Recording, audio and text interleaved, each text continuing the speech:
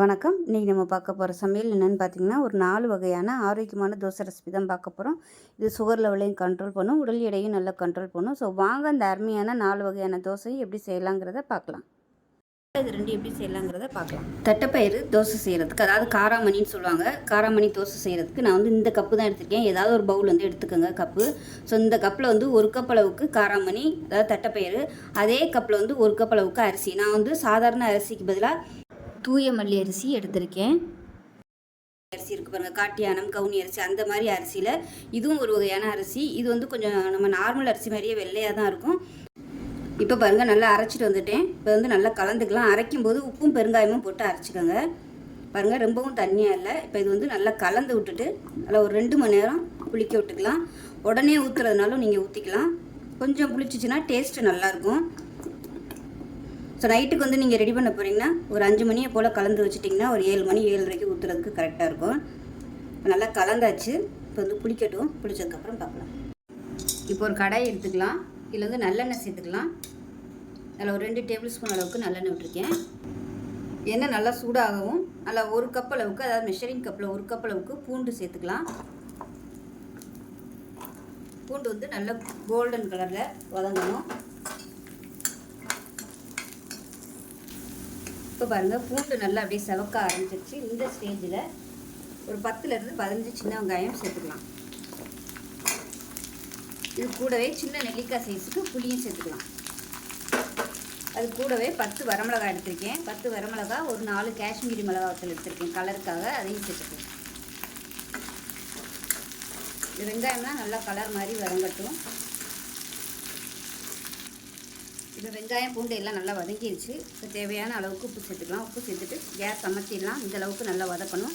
இந்த வெங்காயம் வந்து நல்லா கலர் மாதிரி வரணும். அப்போ தான் உங்களுக்கு டேஸ்ட்டாக இருக்கும். அமர்த்திடலாம். ஆற விட்டுட்டு நல்லா நைஸாக அரைச்சிட்டு பார்க்கலாம். இப்போ பாருங்கள், சட்னி வந்து நல்லா அரைச்சாச்சு. இப்போ தேவையான அளவுக்கு நல்லெண்ணெய் விட்டுக்கலாம். தாளிக்கிறதுக்கு எண்ணெய் கொஞ்சம் கூட இருந்தால் தான் நல்லாயிருக்கும்.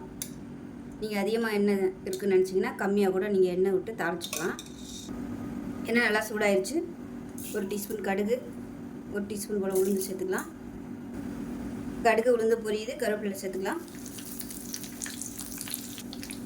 இப்போ அரைச்சி வச்சுருக்க இந்த சட்னியை அதுக்குள்ளே சேர்த்துக்கலாம்.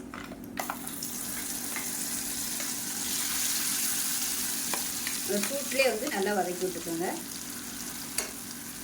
இப்போ மிக்ஸி அரைச்சிட்டு கொஞ்சமாக சேர்த்துக்கலாம். இது நல்லா கலர் மாதிரி வரணும். அந்தளவுக்கு நல்லா வதக்கி எடுத்துக்கலாம். வதக்காமல் பச்சையாக சாப்பிட்ற மாதிரியும் சாப்பிட்லாம். வதக்குனிங்கனாலும் நல்லாயிருக்கும் டேஸ்ட்டு. இப்போ பாருங்கள், நல்லா கொதிச்சிருச்சு. அமர்த்திடலாம். சூப்பரான பூண்டு மிளகாய் சட்னி ரெடி ஆயிடுச்சு. இப்போ பாருங்கள், மாவு நல்லா ஒரு 2 மணி நேரத்தில் லைட்டாக புளிப்பு வந்துருச்சு. இப்போ நம்ம தோசையாக ஊற்றிக்கலாம். இப்போ தோசைகள் நல்லா காஞ்சிருச்சு. தோசையாக ஊற்றிக்கலாம். இது வந்து நல்லா மெல்லிஸாக சூப்பராக இழுக்க வரும். அதனால் எவ்வளோ மெல்லிஸாக இழுக்க முடியுமோ இழுத்துக்கோங்க. நான் லைட்டாக தண்ணி விட்டு கலந்துருக்கேன்.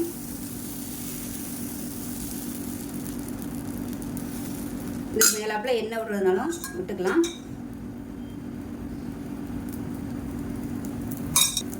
இப்போ ஒரு சைடு நல்லா வெந்துருச்சு. திருப்பி விட்டுக்கலாம்.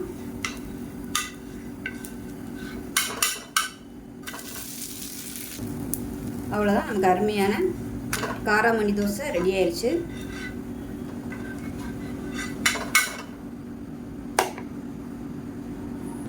இப்போ 2வது தோசையும் ஊற்றிக்கலாம். தோசை ஊற்றியில் கல் தண்ணி தெளிச்சுட்டு ஊற்றிக்கோங்க, இல்லைன்னா இழுக்க வராது.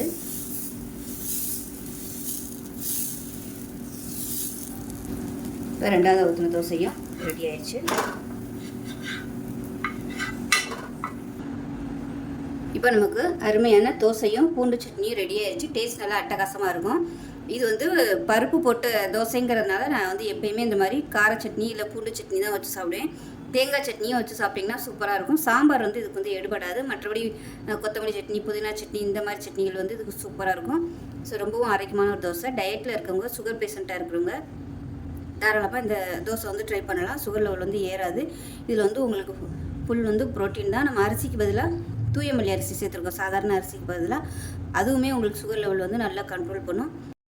இந்த தூய மல்லி அரிசி அமேசான்லேயே அவைலபிளாக கிடைக்கிது. ஈஸியாகவே நம்ம வாங்கிக்கலாம். இல்லைன்னா நீங்கள் பக்கத்தில் டிபார்ட்மெண்ட் ஸ்டோரில் கேட்டிங்கன்னா கூட இப்போ நிறையவே இந்த மாதிரி பாரம்பரிய அரிசிலாம் நிறைய கிடைக்க ஆரம்பிக்குது. அதை வாங்கி பயன்படுத்திக்கோங்க. இந்த தூயமல்லி அரிசி நம்ம சாதமாகவும் வடித்து சாப்பிட்றதுக்கு நல்லாயிருக்கும். நார்மல் பொன்னி அரிசி மாதிரி தான் இருக்கும். ஸோ செஞ்சு பாருங்கள். செஞ்சு பார்த்துட்டு எப்படி வந்துச்சுங்கிறத சொல்லுங்கள். வீடியோ பிடிச்சினா லைக் பண்ணுங்கள், கமெண்ட் பண்ணுங்கள், சேனலை சப்ஸ்கிரைப் பண்ணுங்கள், பக்கத்தில் பெல் பண்ணி ப்ரெஸ் பண்ணுங்கள். நன்றி. இப்போ ஒரு பவுல் எடுத்துக்கலாம். இதில் வந்து ஏதாவது ஒரு கப்பு வந்து அளந்து எடுத்துக்கோங்க. நான் வந்து இந்த சின்ன கப் எடுத்திருக்கேன். சின்ன கப்பில் பச்சை பயிறு வந்து சேர்த்துக்கலாம். இப்போ இதில் ஒரு அரை கப் அளவுக்கு ஜவ்வரிசி, மாவு ஜவ்வரிசின்னு கேட்டு வாங்கிக்கோங்க. இது வந்து ஒரு அரை கப் அளவு சேர்த்துக்கலாம்.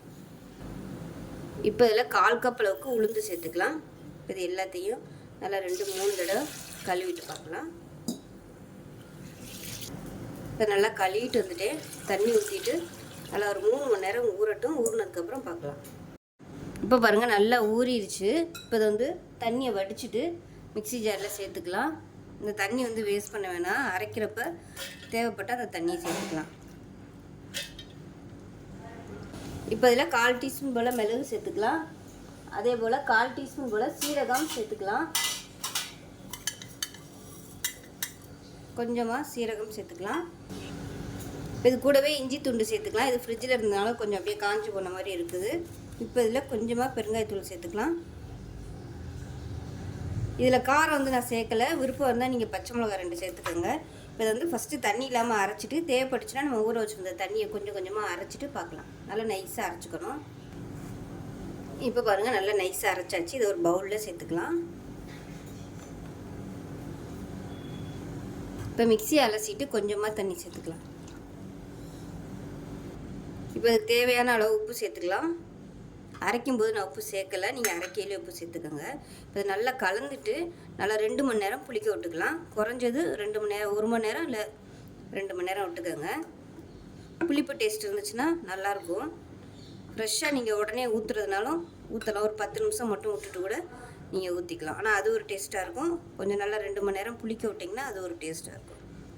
அவ்வளோதான். இது 2 மணி நேரம் புளிக்கட்டும். புளிச்சதுக்கப்புறம் பார்க்கலாம். ஒரு பேன் எடுத்துக்கலாம். பேன் சூடானதும் நல்லா ஒரு 3 டீஸ்பூன் அளவுக்கு எண்ணெய் விட்டுக்கலாம். எண்ணெய் சூடானதும் 1 டேபிள் ஸ்பூன் உளுந்து சேர்த்துக்கலாம். 1 டேபிள் ஸ்பூன் கடலைப்பருப்பு சேர்த்துக்கலாம். இது கூடவே 2 பூண்டு பல் சேர்த்துக்கலாம். 3 துண்டு இஞ்சி சேர்த்துக்கலாம். காரத்துக்கு ஏற்ற மாதிரி ஒரு 10 வரமிளகாய் சேர்த்துக்கலாம். இது எல்லாத்தையும் நல்லா வதக்கிக்கலாம்.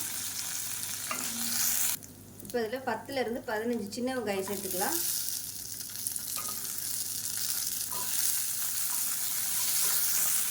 இப்போ மீடியம் சைஸாக ஒரு தக்காளி சேர்த்துக்கலாம்.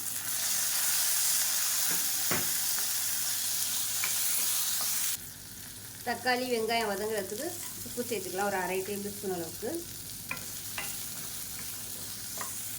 இப்போ தக்காளி வெங்காயம் அளவுக்கு வதங்கிடுச்சு. நல்லா ஒரு கைப்பிடி அளவுக்கு கொத்தமல்லி இலை சேர்த்துக்கலாம். இப்போ பாருங்கள் கொத்தமல்லி சேர்த்துட்டு ரொம்ப வதக்க வேணாம். இந்த ஸ்டேஜில் நல்லா ஒரு 3லேருந்து 4 ஸ்பூன் அளவுக்கு துருவின தேங்காய் சேர்த்துக்கலாம். சேர்த்துட்டு கேஸ் அமர்த்திடலாம். அந்த சூட்லேயே வந்து தேங்காய் வதங்கிடும். ரொம்ப வதக்கணும்னு அவசியம் இல்லை.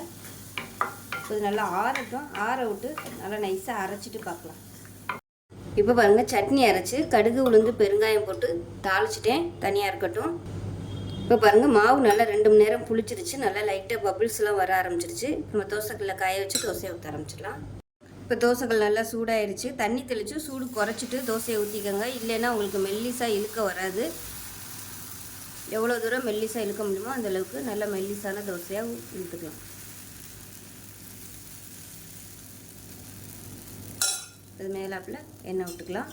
எண்ணெய் இல்லைன்னா நெய் சேர்த்துக்கோங்க. நல்லாயிருக்கும்.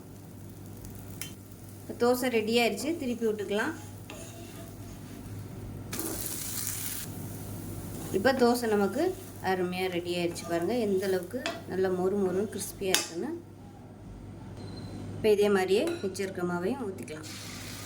இப்போ எடுத்துருக்க அளவில் பார்த்தீங்கன்னா கிட்டத்தட்ட ஒரு 6லேருந்து 7 தோசைக்கிட்ட தாராளமாக வரும்.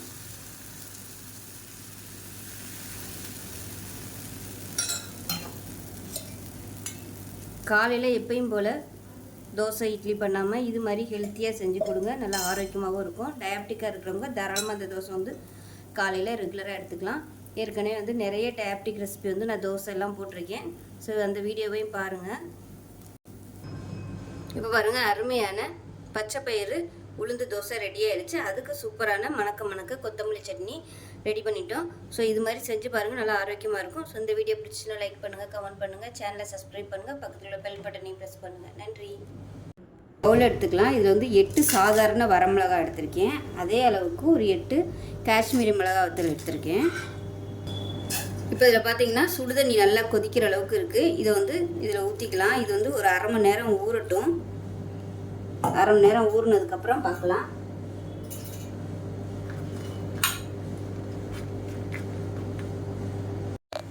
இப்போ பாருங்கள், நல்லா ஒரு அரை மணி நேரம் ஊறிடுச்சு. இப்போ இது வந்து ஒரு மிக்ஸி ஜாரில் சேர்த்துக்கலாம். இந்த தண்ணியை வந்து வேஸ்ட் பண்ண வேணாம். நம்ம தண்ணி தேவைப்படும், இந்த தண்ணியே நம்ம ஊற்றிக்கலாம்.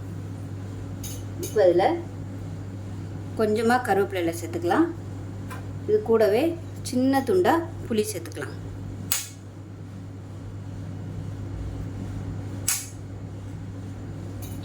இது கூடவே ஒரு அரை டேபிள் ஸ்பூன் அளவுக்கு வர கொத்தமல்லி சேர்த்துக்கலாம்.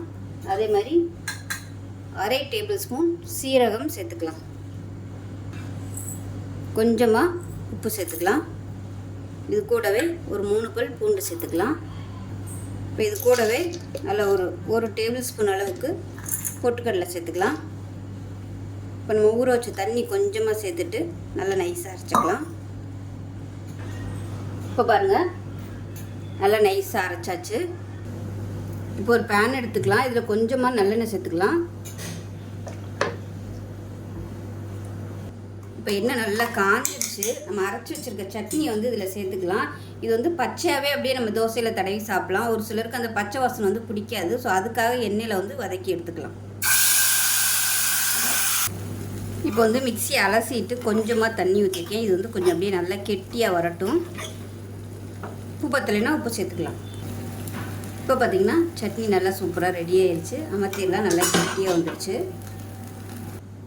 இப்போ பார்த்திங்கன்னா அடுப்பில் தோசைக்கல் வச்சுருக்கேன். நல்லா காஞ்சிருச்சு. எண்ணெய் தடவிட்டேன். நான் வந்து இன்றைக்கி வரகரிசி தான் எடுத்திருக்கேன். வரகரிசியில் அரைச்ச தோசை மாவு இது.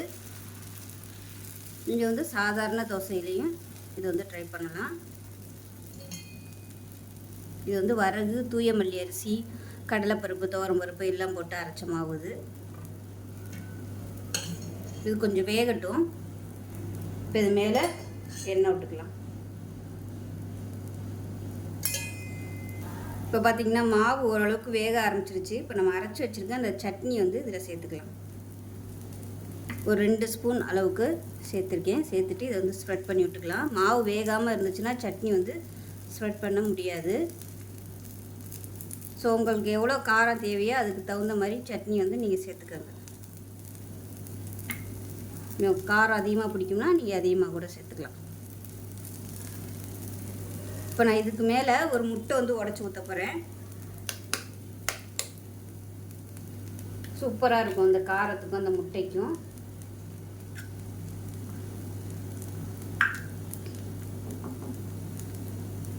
முட்டையை உடச்சிட்டு இந்த மாதிரி நல்லா எல்லா இடமும் பரப்பி விட்டுருங்க.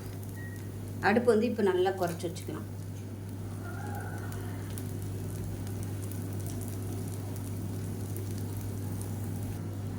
இப்போ இதை திருப்பி போட்டுக்கலாம். வெறும் கார சட்னி மட்டும் தடவுற மாதிரி இருந்துச்சுன்னா திருப்பி போடணும்னு அவசியம் இல்லை. இது வந்து நம்ம முட்டை சேர்த்துருக்கோம். இன்னும் கொஞ்சம் மேலே அப்படியெல்லாம் வேகணும். அதனால் திருப்பி போட்டுக்கலாம். முட்டை சேர்த்துருக்கறதுனால ஒன்றும் ஆகாது. இப்போ நமக்கு சூப்பரான கார சட்னி முட்டை தோசை ரெடி ஆயிடுச்சு. அருமையாக இருக்கும் தொட்டு சாப்பிட்றதுக்கு.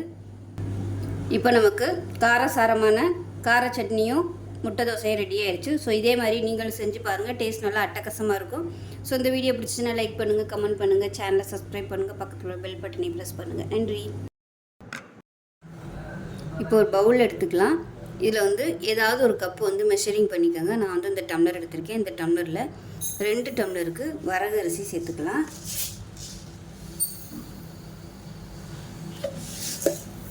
ரெண்டு டம்ளருக்கு சேர்த்துருக்கேன். இப்போ அதே டம்ளரில் 1 டம்ளர் அளவுக்கு காட்டி அன்னமரிசி எடுத்திருக்கேன். இப்போ இன்னொரு டம்ளரு காட்டி அன்னமரிசி சேர்த்துக்கலாம். ஸோ 4 டம்ளருக்கு 2 டம்ளர் வரகரிசி, 2 டம்ளர் காட்டி அன்னமரிசி எடுத்திருக்கேன்.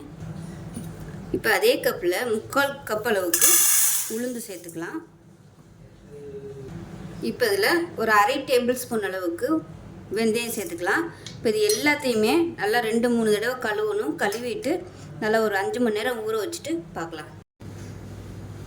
இப்போ பார்த்திங்கன்னா மாவு வந்து உப்பு போட்டு கரைச்சி நல்லா புளிக்க விட்டுட்டேன். நல்லா புளிச்சிருச்சு. இப்போ வந்து நல்லா மிக்ஸ் பண்ணி விட்டுக்கலாம். எப்பயும் போல் நம்ம இட்லிக்கு எப்படி ஆட்டுவோமோ உளுந்து தனியாகவும் அரிசி தனியாகவும் ஆட்டிக்கோங்க. அரிசி அரைக்கும் போது நல்லா கொஞ்சம் நெருன்னு இருக்கிற மாதிரி அரைச்சிக்கோங்க. இப்போ இது வந்து நான் தோசை தான் ஊற்ற போகிறேன். இதே மாவில் நீங்கள் இட்லியும் ஊற்றிக்கலாம், தோசையும் ஊற்றிக்கலாம், பணியாரம் கூட செய்யலாம். இப்போ நான் வந்து சின்ன சின்ன ஊத்தப்பம் மாதிரி ஊற்றி எடுக்க போகிறேன். இப்போ கல் நல்லா காஞ்சிடுச்சு. நல்லா கனமான ஊத்தப்பமாக ஊற்றிக்கலாம்.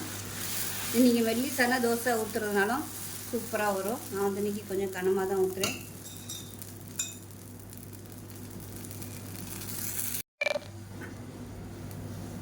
இப்போ ஒரு சைடு நல்லா வெந்துருச்சு. திருப்பி போட்டுக்கலாம். இப்போ 2 சைடும் நல்லா சூப்பராக வந்துருச்சு.